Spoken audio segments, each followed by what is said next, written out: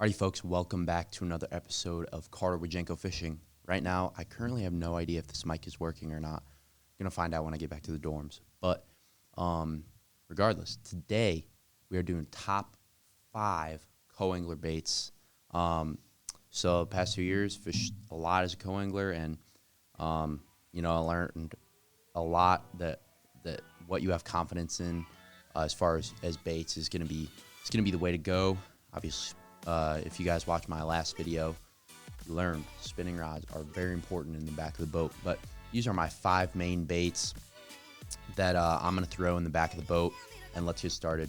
Number 5, it's going to be a little sneaky deal, I think, in the back of the boat. It's not going to work in all situations, but in certain areas, it's going to be very good, and that's going to be a 1/4 ounce rattle trap. So, obviously, you're always going to want to be throwing something different from what your boater is throwing. And a 1/4 ounce rattle trap is something not a lot of people pick up. There's very certain situations, though, where I'm going to throw this. Schooling fish is going to be a big one. A 1/4 ounce rattle trap, it's going to ride pretty high in the water column, regardless of what line or rod you're throwing. But it's a great way to cover water. It's a great way to represent, a small threadfin shad. And it's generally something you're never going to see someone in the front of the boat throwing. So, when I fished up in La Crosse a lot for like the BFLs and, fishing on the Mississippi River, this was a great choice. Whenever I get on real shallow stuff and, fish are high up in the water column, this is a great option. And then, obviously a 3/8 and a 1/4 ounce rattle trap are going to be a great option as well. When I was down at Rayburn, that was obviously a big player. Whenever you're around hydrilla, a rattle trap is always going to be a player in the grass. And it's very I would say a niche bait for co-angling, but it's definitely something I keep with me a lot of the times. No matter really where I go. And that's the big thing about choosing baits to bring with you for a day of co-angling is you want to have stuff that you can throw a bunch of different techniques with. You can take that bait and use it in various different situations.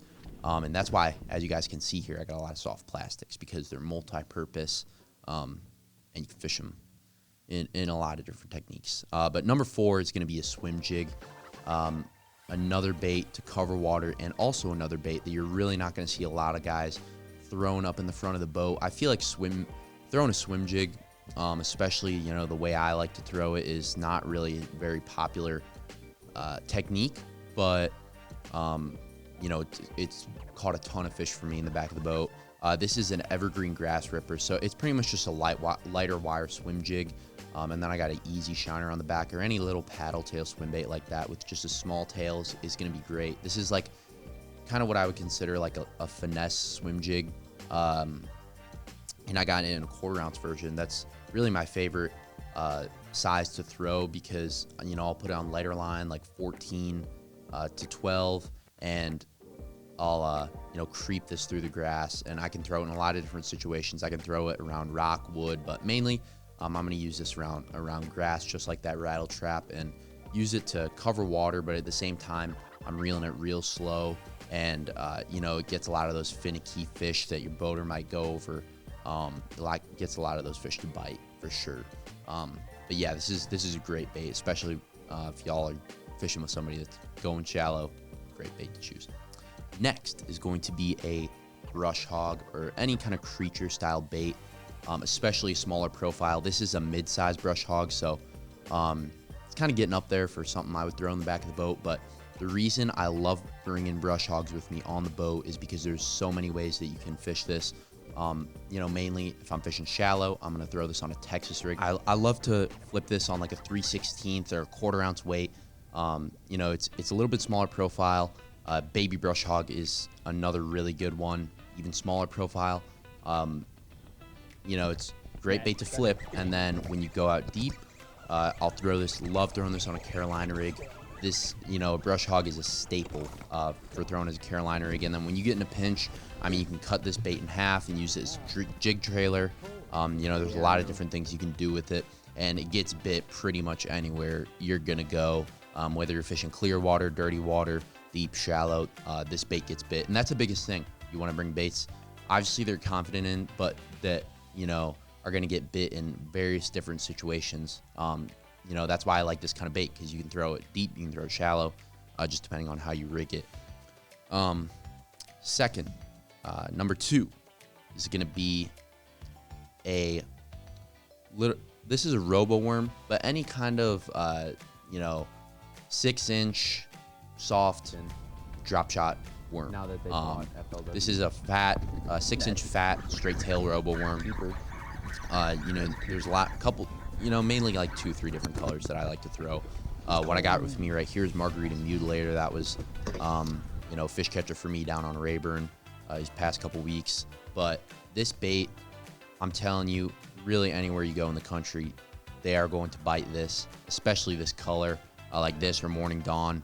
Don't know why they like purple bass worms, but they like them. You know, I'll throw this on a cover shot, on a drop shot. It's going to be my main deal. Fish this really in any depth range. I've caught them on it 25 foot of water, caught them on it in 5 foot of water. And you can fish it through grass, you can fish it through rock, you can fish it through tons of different types of cover. And like I said, that's a key thing. You know, it just generates bites, and that's what I love about this bait. You're gonna catch a lot of fish behind your boater throwing this kind of stuff. And you know, I'll throw it on a spinning rod, I'll throw it on a bait caster. This particular color and bait was actually key for the Potomac River when I won this year. But it's weighed in so many fish for me in the back of the boat. You know, that's why it's number 2. But yeah, it's a great bait. And then if you guys get like the green pumpkin color or some kind of version of green pumpkin or darker color, it's a great bait on a shaky head. So like I said, very versatile. That's why I like bringing them on the boat. And then number 1, you guys see it. You guys probably guess what my number 1 favorite co-angler bait would be, and that is the 5-inch Senko. Really self-explanatory with this one. There's so many things you can do with this. Carolina rig, obviously a wacky rig is going to be my favorite. Texas rig with weightless or weighted. There's so many different ways I've rigged this in the back of the boat. Nico rig is another big one, but shaky head, it's another one. But this bait has been responsible for a lot of fish in the back of the boat.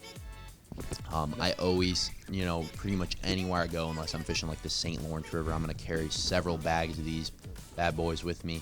And green pumpkin and black and blue are going to be literally the only 2 colors I throw. Sometimes I'll do green pumpkin with like a chartreuse tip, you know, with a dye. But other than that, that's literally going to be the 2 colors that I throw. But this bait right here, number 1 bait as a co-angler, highly recommend it. I'm sure y'all have thrown the Senko before, but that is my number 1 co-angler bait. But hope I helped y'all out with, you know, some of these baits and give them a shot in the back of the boat. But that's another episode of co-angling tips and tricks. Don't know what I don't really know what the title of this series is called, but I'm gonna do, you know, keep thinking of ideas. Let me know in the comments what you guys want to see as far as content like this. You know, Baitworks has given me this awesome studio and equipment to use, so appreciate them for that. Yeah, that's a wrap on another episode of Carter Wajenko Fishing, and we'll see you guys in the